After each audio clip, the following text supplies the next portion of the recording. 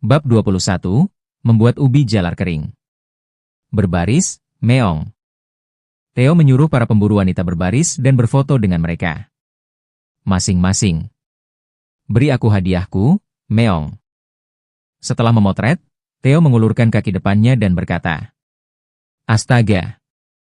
Lihat kaki merah jambu ini. Catherine terpesona saat dia dengan lembut menyentuh kaki depan Theo. Theo. Agak tidak nyaman, tapi dia menunggu karena dia harus menerima kompensasi dari manusia ini. Di sini, Catherine menyerahkan tas berisi bubuk putih. Apa ini, meong? Ini garam. Bagus, meong. Theo dengan cepat memasukkan garam ke dalam tasnya. Puhuhut. Dengan ini, aku mendapatkan 1 jam dari waktu representatif. Theo, meong. Pada saat itu, Theo, ambil ini juga. Aku merasa sembuh berkat kamu. Catherine memberi Theo sebungkus curu yang dia bawa. Kamu memberikan ini padaku secara gratis, meong? Ya, biarkan aku menyentuh kakimu. Terkesiap. Apa itu, meong? Theo sangat terkejut dengan kata-kata Catherine. Manusia memberi makanan bahkan jika kamu membiarkan mereka menyentuh kakimu, meong. Manusia berikutnya, ayo, meong. Theo berfoto dengan manusia berikutnya dalam antrean. Klik. Saat memotret, Theo dengan halus meletakkan kaki depannya di tangan pemburu wanita itu. Cepat dan sentuh itu, meong. Mengikuti niat Theo, para pemburu wanita yang berfoto dengannya mau tidak mau menyentuh kaki depannya seolah-olah mereka disihir, dan mereka menawarkan curu seperti yang dilakukan Catherine sebelumnya. Puhuhut. Apakah cakarku begitu menarik bagi manusia, meong? Theo menjilat kaki depannya hingga bersih dan berkata, Puhuhut. Dengan ini, pangkuan Park Sejun menjadi milikku, meong. Berkat para pemburu wanita, Theo memiliki kesalahpahaman besar. Status saya. Kim Dong Sik, yang dengan lantang mengklaim akan membawa pulang 200 tomat ceri ajaib, bahunya merosot. Pada saat itu, apakah ada manusia dari Korea di sini, meong? Theo, yang telah menyelesaikan waktu berfoto dengan para pemburu wanita, berteriak. Korea? Pemimpinnya adalah orang Korea. Para pemburu memandang Kim Dong Sik. Manusia, apakah kamu berasal dari Korea, meong? Theo mendekati Kim Dong Sik. Ya, aku berasal dari Korea. Mengapa? Aku punya sesuatu untuk dibicarakan sendirian, meong. Ikuti aku, meong. Theo membawa Kim Dong Sik ke tempat terpencil di mana pemburu lain tidak bisa menguping. Pagi hari ke-160 terdampar. Menguap. Sejun menguap saat dia bangun. Dia tidak tidur nyenyak tadi malam. Pasangan kelinci itu akhirnya melakukan perbuatan tadi malam. Swos. Dia menambahkan tanda di dinding dan memulai harinya. Dia mengambil air dari kolam kecil, segera membasuh wajahnya, dan menambahkan 2 sendok makan madu ke dalam gelas untuk membuat air. Madu. Sejak bunga mulai bermekaran di 732 pohon tomat ceri beberapa hari yang lalu, jumlah bunga yang dapat disedot madu oleh lebah telah meningkat. Kemarin, 5 bayi lebah madu baru ditambahkan, dan jumlah produksi madu meningkat drastis, sehingga lebih banyak madu yang diproduksi daripada yang dikonsumsi bahkan ketika diminum setiap hari. Mendesah. Mendesah. Bayi kelinci keluar dari liangnya dan menyapa Sejun dengan suara lemah di pagi hari. Kalian juga tidak bisa tidur? Mari kita jomblo minum air madu. Hore! Hore! Bayi kelinci menyerahkan cangkir wortel yang telah mereka siapkan sebelumnya. Meneguk menelan-menelan. Sungguh, kamu tidak boleh mengkhianati. Mengerti? Anda lajang seumur. Hidup adalah satu-satunya harapan saya. Sejun menuangkan air madu untuk kelinci sambil mengatakan ini. Namun, kelinci-kelinci itu sepertinya merasa terbebani dengan kata-kata Sejun, dan hanya menyisakan air madu mereka. Ih! Hanya kelinci hitam yang tersisa, menyesap air madu dan melakukan bottom up dengan cangkir sebelum menawarkan cangkir wortel lagi. Itu benar, kelinci hitam, aku percaya padamu. Meneguk menelan-menelan.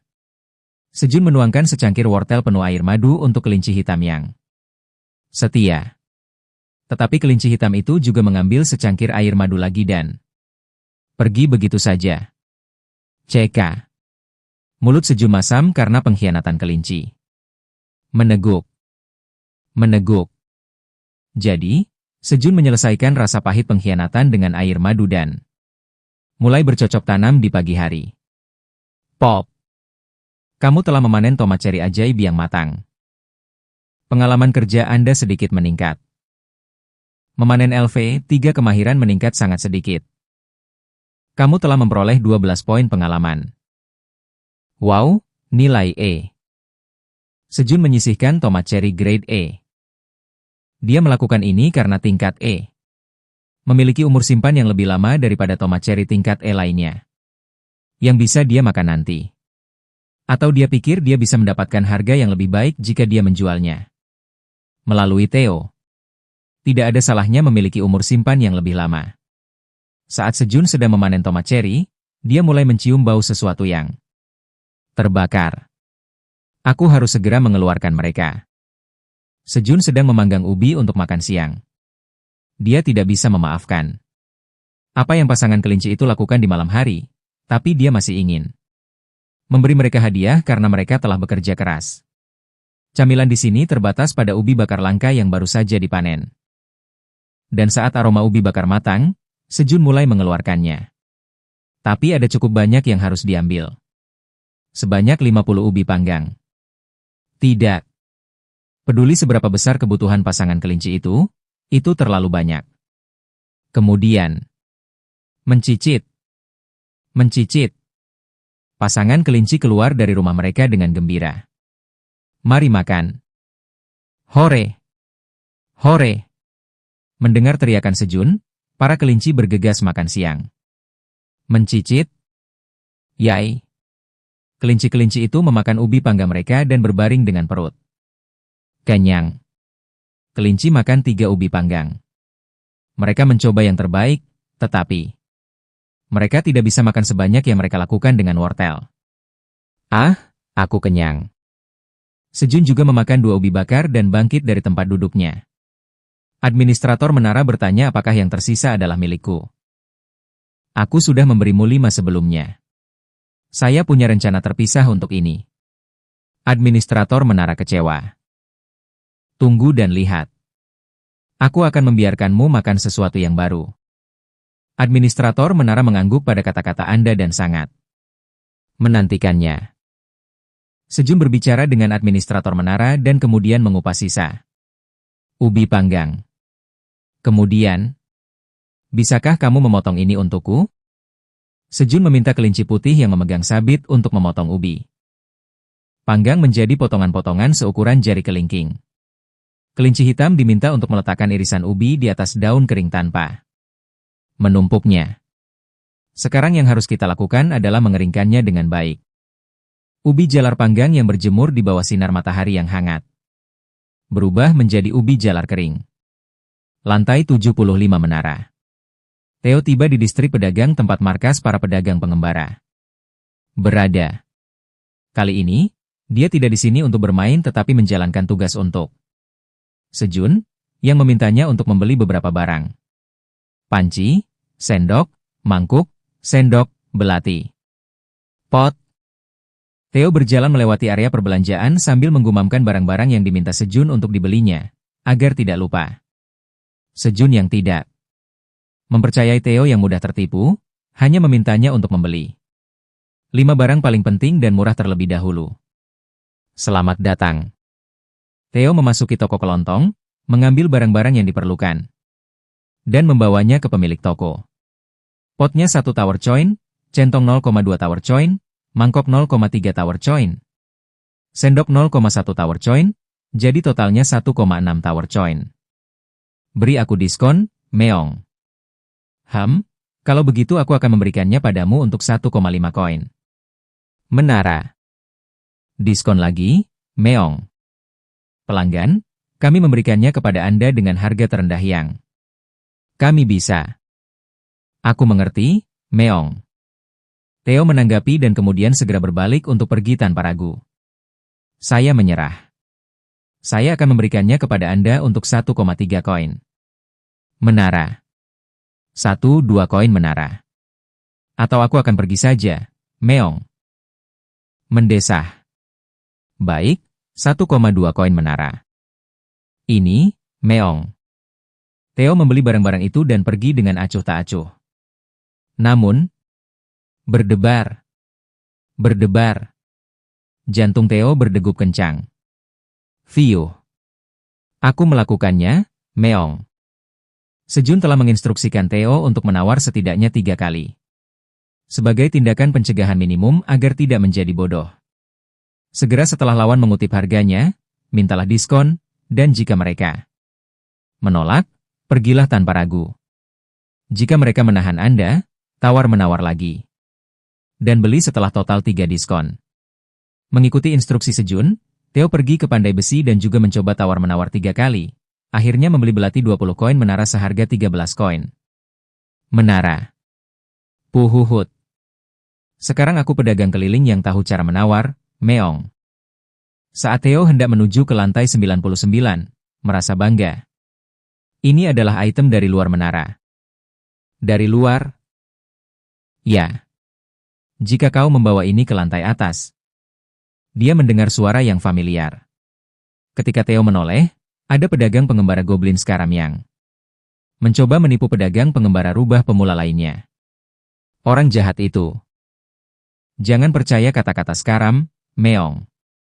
Orang itu scammer, Meong. Theo mengganggu penipuan Skaram untuk mencegah pedagang pengembara. Baru itu dibodohi seperti dirinya. Sejun telah mencegah Theo menjadi penipu.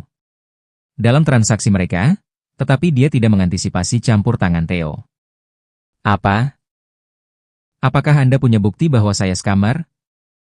Sekarang memandang Theo dengan kebingungan sesaat, tetapi dengan cepat.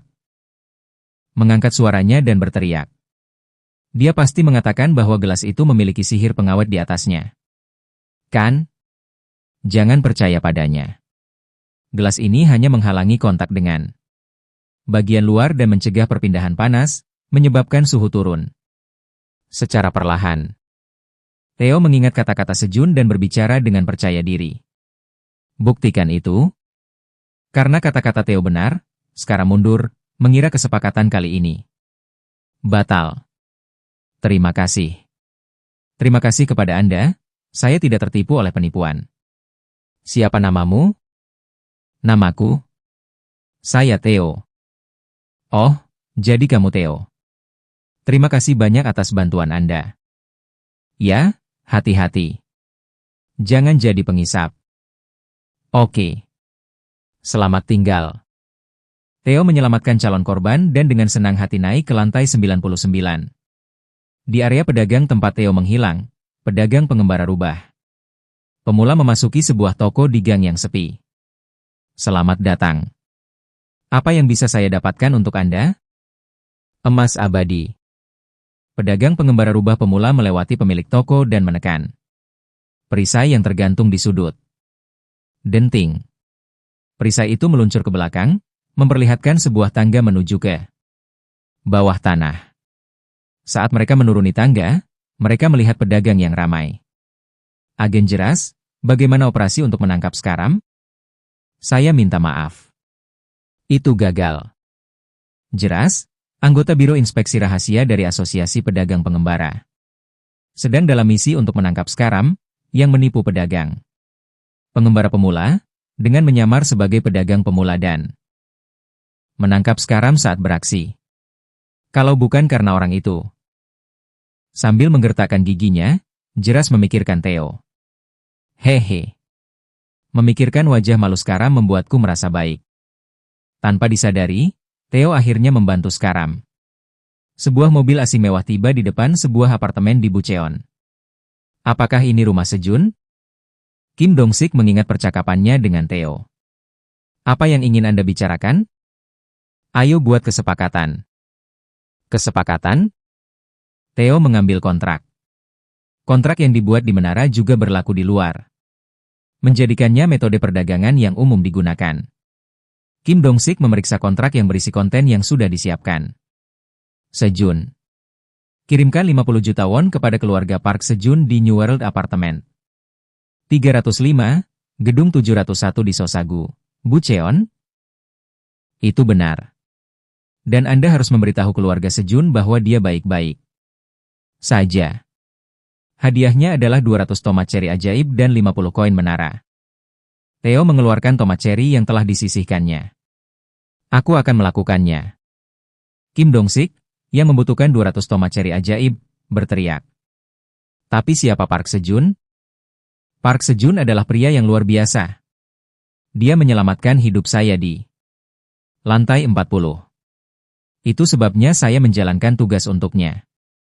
Percakapan Theo ditulis dengan Sejun. Apa? Lantai 40?